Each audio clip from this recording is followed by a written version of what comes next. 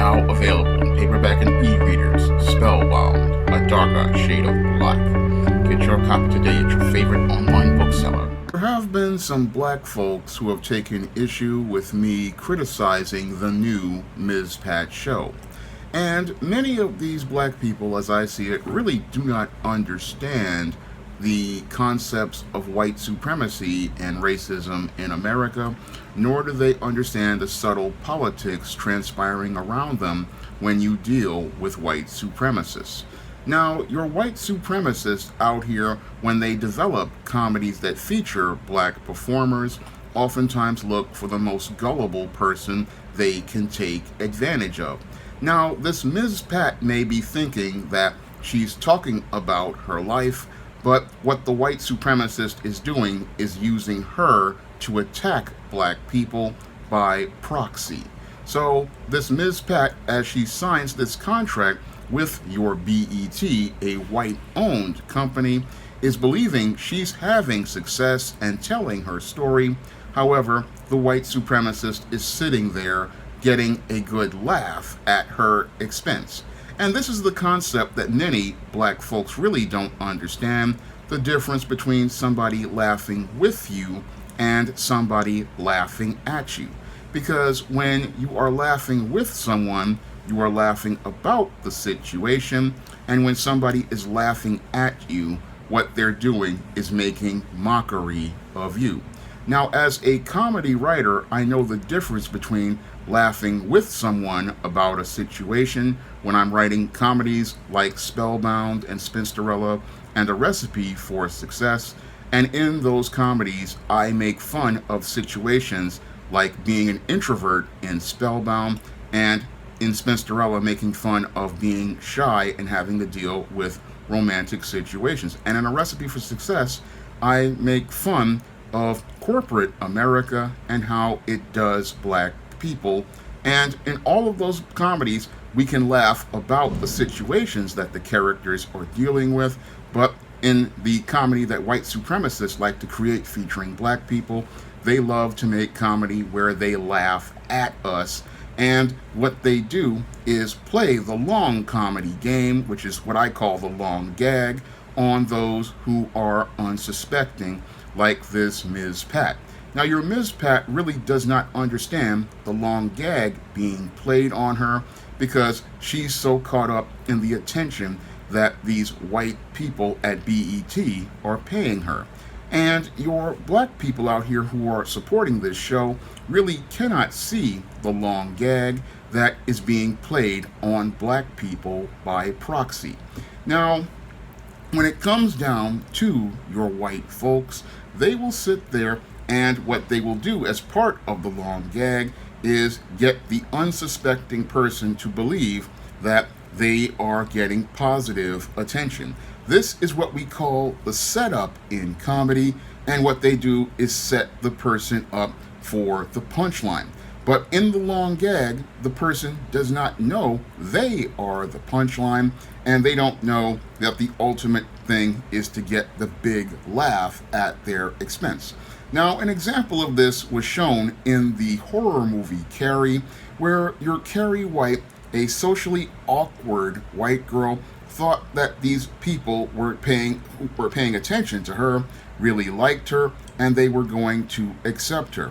And they went along as far as having the most popular boy in school take her to the prom, and they had her believing that she was going to be the center of attention. Now, her mother already knew what the long gag was and tried to warn her that they were all just going to laugh at her, but Carrie thought she was being accepted by these white people.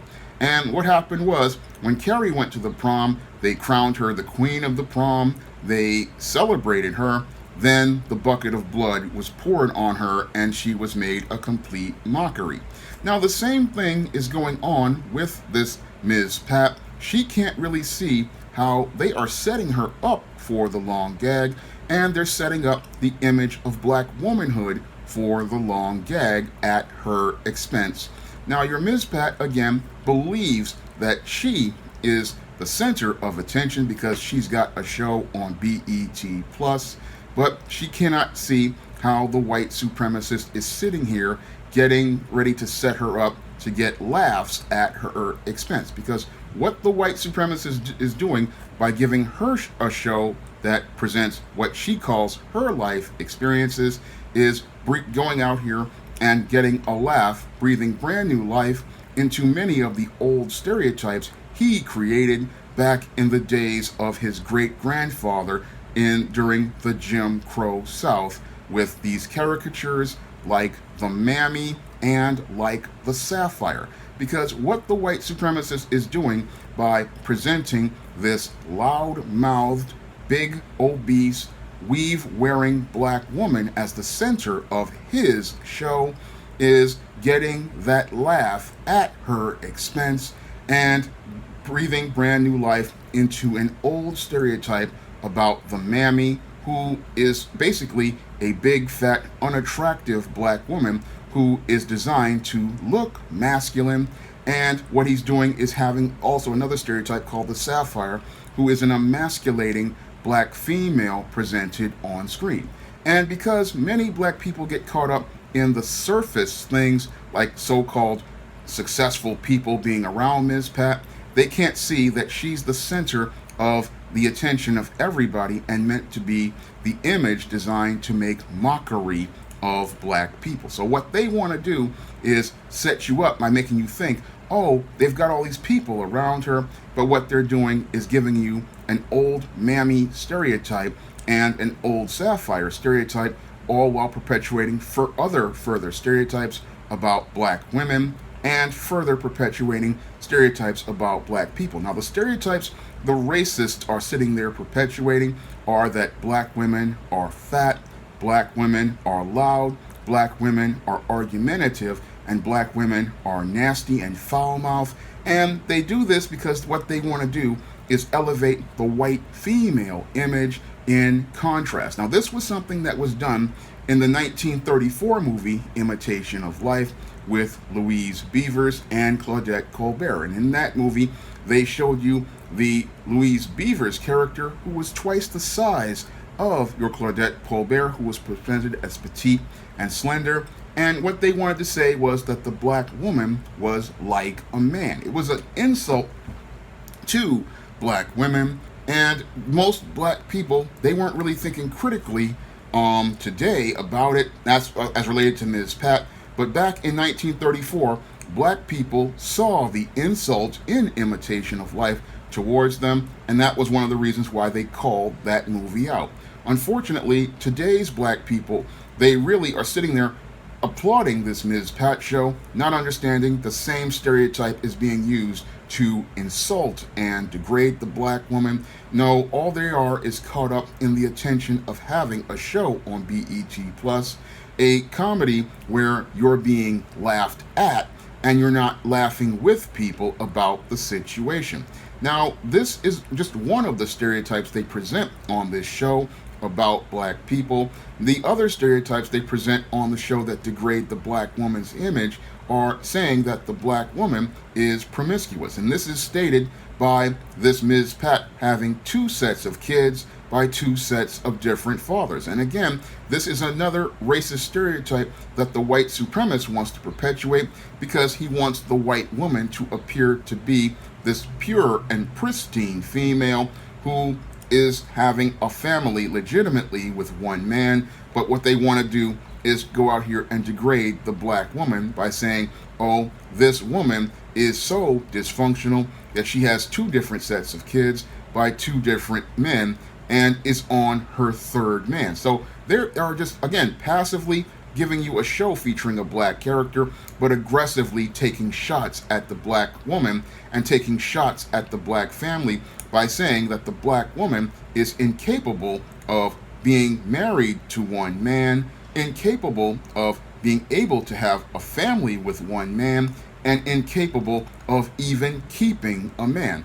These are middle fingers thrown up at black women, but sadly, many black women cannot see the contempt being expressed to them because they are so busy looking for the acceptance of white people that they can't see that the white people they're looking for the respect of have absolutely no respect for them. all they're thinking about is, I'm getting attention from this media platform, but this media platform is just, again, expressing nothing but insults to black women and to black people as a collective. Now, the other stereotypes that go on in this show is you've got a black male up here looking like a pookie, and that's again promoting a stereotype that black men are lazy, black men are incompetent, black men are incapable of leading. And this is something that's shown throughout the show, because this woman, again, she's on her third man, and this one is a submissive beta male who cannot take any sort of leadership role. And then you've got the son who's a pookie, and then you've got the teenage son who is just dysfunctional. And these are not things that you would see promoted in any other show, but they promoted in this show. And what is sad is you've got black people out here who believe that this is elevating our image, but this is not elevating our image. This is degrading our image. And what they're doing is using this black woman to go out here and degrade the image of the black family, degrade the image of the black woman. And they're making you believe that, okay, I've got this show, but this show is not reflecting a balanced and humanized image of black people, of the black family, and of black people as a collective. No, what they're doing is breathing brand new life into old super racist stereotypes that were caricatures created by white racists in the antebellum South. And sadly, most people who are trying to support this Ms. Pat show, they really do not understand their history, nor do they understand the history of caricatures like the Mammy, caricatures like the Sapphire, caricatures like the Jezebel, and how they are repackaged in this show, nor do they understand how they are actually participating in dysfunction, because what happened in the 50s when white racists tried to push this type of narrative is black people who were aware back then knew how to push back when these same stereotypes were being presented to them in the Beulah show. Now, in the 1950s, ABC decided to launch a show called The Beulah Show, and this show was about a big, fat, masculine-looking black maid. And at the time that ABC put this show on, featuring performers like Louise Beavers and Hattie McDaniel, many black people across the country went out here and protested against this show because they understood that this mammy stereotype was one that ran against the real image of black women and degraded the black female image, and was designed to degrade black women as a collective by proxy. So what they wanted to do was use this Beulah character to go out here and perpetuate many of their old stereotypes and be able to get a laugh at the expense of black people. However, the civil rights movement was going on at the time, and your black people understood that this show was not good for their image, and they wrote letters to ABC and protested this show.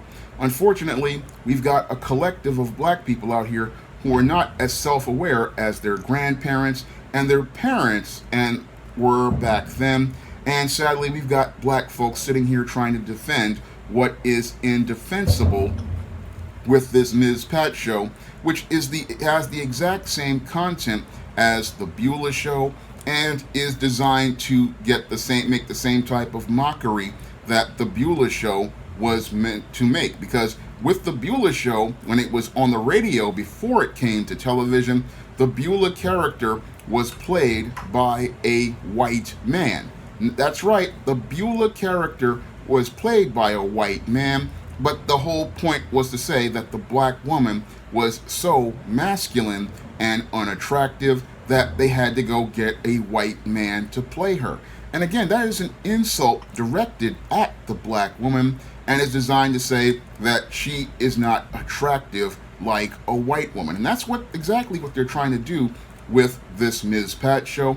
They are taking a passive-aggressive shot at the black woman by saying that your black woman, who is the lead of this show, is obese, This black woman is got a fake hair on her head. This black woman is loud. This black woman is argumentative. She is profane and foul-mouthed. She has an attitude, and she's just plain unattractive. And what they're doing with that whole type of character is they are using her to go out here and breathe brand new life into old stereotypes, 2, make a mockery of black women by proxy, and 3, they are going out here having a good laugh at black people's expense. And the 4th thing that is the most disturbing that for black people to think about is what they want to do is program it into the minds of young black girls that this is the social norm for black women, because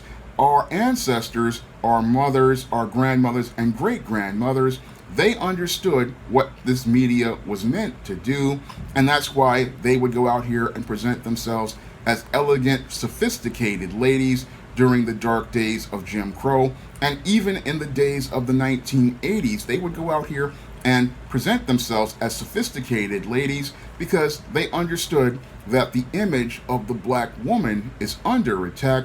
But sadly, this generation does not know their history, and because they don't know their history, they're sitting there defending an image that is designed to degrade them. And sadly, many are socially engineered because of a decade or so of these degrading images that were ushered in with Halle Berry's Monsters Ball and movies like Precious, to believe that the only black women out here are obese and loudmouth and argumentative, and that this is the ideal for black women.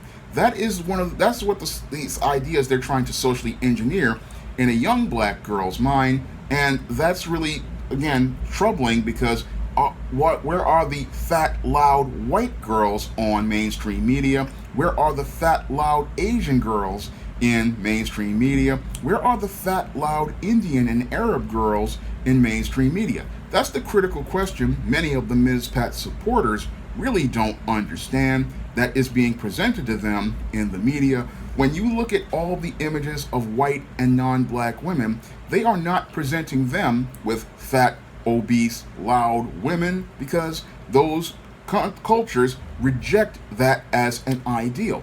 But they are able to push this on your black people because many black women have low self-esteem, many black women have no standard, and many black women will sit there and, because a white person is paying attention to them, go out here and support an image designed to express contempt for them and not understand that you're being insulted and made mockery of. And that's what's really sad about many of these Ms. Pat supporters. They do not understand that this show is not designed to entertain you, black person, the same way the Cosby Show was designed to entertain black people. No, the Cosby Show, when Bill Cosby designed it, was designed to present us with black excellence, and it was designed for us to laugh with everyone about the situations of life. But this show is designed for us to laugh at black women and designed to make fun of the worst character traits of black women.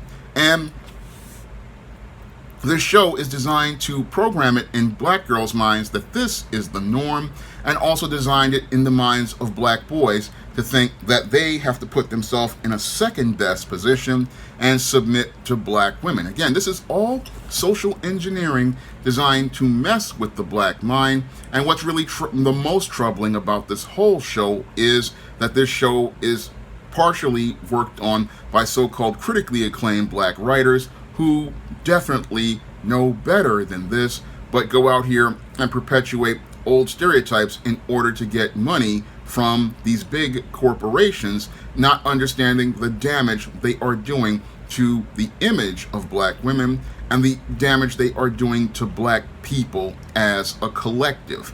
This is why I say that the people who are on the show are extremely irresponsible, because they don't really care about how they are hurting the next generation of brothers and sisters out here. Now, as a comedy writer and a novelist and a screenwriter and a comic book writer, I understand it's important to go out here and present the best images of black people in my media on the SJS Direct imprint, because I want those young brothers and sisters to aspire to do better, because I know how damaging these stereotypes are, and I know how these white supremacists go out here and use these kind of images by proxy to destroy the image of black people and get people to buy into these stereotypes, believing that this dysfunctional behavior is a social norm, because that's what they did ever since 2001 with your Halle Berry winning the Oscar for Monsters Ball. What that was designed to do was, when this white institution, the Academy Awards, gave Halle Berry the Oscar for playing this hood rat Letitia Musgrove, was designed to get black people to start following down this dysfunctional road, and that road has taken black women down the road to degradation ever since. And this was further reinforced by awards that Monique won for Precious, and the praise that people like your Lee Daniels perpetuated as related to destroying the black image. And the same producers of Empire and that type of dysfunction are the people behind this show. And that's what people don't understand. This is all done by design to destroy the black woman's image, because, as the old African proverb says, a race can rise no higher than the moral position of its women, and as the woman goes, so goes the race. And when black people have a low moral position and promote ghetto behavior as the social norm, that ensures that white supremacy will remain in power, because those black people with the low moral position are in no moral position to set a direction for the race, because they have no standards for themselves and they have no standards for their community. And sadly, many of these black folks, they really don't understand what is at play here, how you're being made mockery of. They're sitting there thinking, oh, one kid is a lawyer, one kid is a therapist, but that's not the primary focus of the show. The primary focus of the show is making mockery of black people and letting racists get a laugh at us, and having them where they're laughing at the stereotypes they feel comfortable with. And this is the same type of dysfunction that happened in the 30s. And what's really sad is just like your Hattie McDaniel and your Butterfly McQueen and many others, they just sat there and step and fetch it. They all sat there collecting money while the black image was degraded and not thinking they had any responsibility for it. And what's really sad here is you've got a whole group of young people like your Ms. Pats sitting there collecting money at the expense of the black image and not really concerned about the damage they're doing to the image of black people. But I understand what's at play here, and that's why I call it out, because I don't want to see all of the hard work of people like Bill Cosby, Robert Townsend, the Hudlin brothers, and people like John Singleton, people who tried to balance and humanize the black image, wind up being lost because a generation did not get an education on why it's important for us to take control of our image. Because when one person goes out here and they get the attention of white people give them some attention, they go out here and do damage to the overall image of black people, because they don't understand the subtle politics transpiring around them. Because what the white supremacists will do is say, hey, I'll let you get in on my network, I'll let you have a show, but they are the ones who control the show's narrative. They are the one who control the themes. And while you're sitting there thinking, I've got a show telling my story, they're taking your story and changing it to fit their narrative, all while paying you a pretty penny. And while you're sitting there counting the dollars, you can't assess the wealth of damage you are doing to the black man or the black woman's image. And that's what's happening to your Ms. Pat right now. The same game is being played on her, and sadly, she cannot see the long gag in this joke, and sadly, she can't see how she's the punchline for a whole group of white supremacists who are signing her paycheck, and as they're signing her paycheck, getting a huge laugh at her expense. And you'll have some people sit there and say that this is black comedy, but no, this does not have to be black comedy, because again, as a comedy writer, I know how to write jokes where we laugh with someone about their situation and not laugh at them and make mockery of who they are. There is a way to go out here and get lots of laughs about a situation and get laughs at what's going on in life, and you don't have to go out here and degrade people's image to go out here and laugh at them. No, you can go out here and get those laughs and people can learn something. That's what I did with Spellbound and Spinsterella and All About Nikki and A Recipe for Success. And I have, again, a critical question. If Hollywood can go out here and find a Ms. Pat to breathe brand new life into old stereotypes, then why can't they find a Sean James to go out here and elevate black people's images? And why can't black people go out here and support the kind of comedy where we laugh about a situation? Because black comedy is not about us making mockery to appease white people. Black comedy should be about us laughing about situations where we learn how to overcome and we learn how to deal with things with a little bit of humor. There is a way to do really great comedy, but they don't want to do that kind of comedy with us. No, they'll do it with white people, they'll do it with Asian people, they'll do it with Indian people, and they'll elevate their image as they're getting laughs about a situation. But in our situation, they always want to make fun of us, and they want to do it in a way that disrespects us and our image. And that is the thing, sadly, that this next generation really isn't understanding, because they don't know their history. And because they don't know their history, what they're doing is not understanding. They're playing into white supremacy's hands, and the white supremacist is sitting there as you're sitting there watching this Ms. Pat show that you pay for to be disrespected. They're making money at your expense as they laugh at you.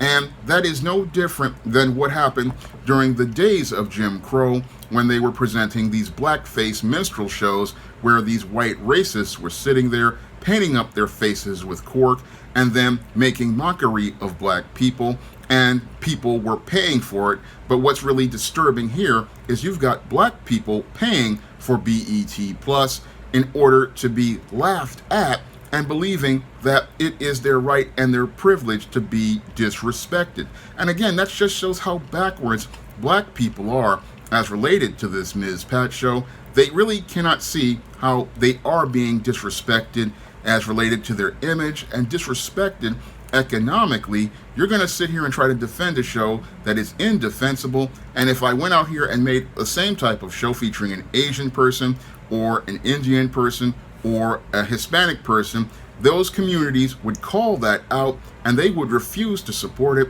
But because the black mind is so damaged, you've got people sitting here believing this is something they need to accept, all because they want white acceptance and white approval.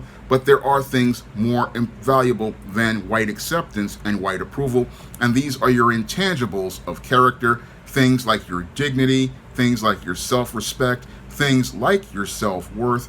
These have higher value than getting the attention of some white person, because when you sacrifice your dignity to gain acceptance from whites, what that does is it lowers the value of black. And that's what this Ms. Pat show does.